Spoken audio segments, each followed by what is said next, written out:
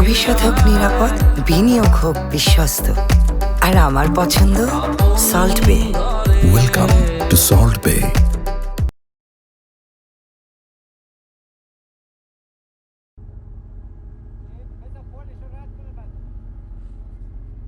این رزمایش 3 مرحله داشت. ابتداً دریافت ناوگروه فدراسیون روسیه و پس از اون انجام نشست طراحی رزمایش بود با حضور نیروی دریایی ارتش جمهوری اسلامی ایران، نیروی دریایی سپاه پاسداران انقلاب اسلامی، نیروی هوایی الهی و نیروی دریایی فدراسیون روسیه. طراحی رزمایش انجام شد و از دیروز یگانهای سازمان رزم به مأموریت خودشون رفتن.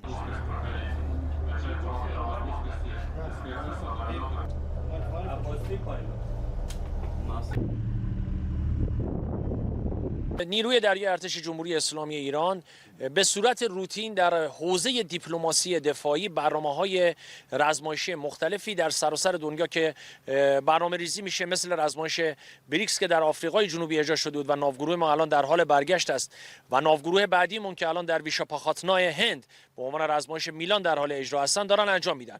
با کشور روسیه هم برابر روتین هم در دریای خزر، کاسپین سی و هم در دریای جنوب جزو برنامه ریزیامون هستش که به صورت سالیانه در قالب دیپلماسی دفاعی به اجرا در میاد.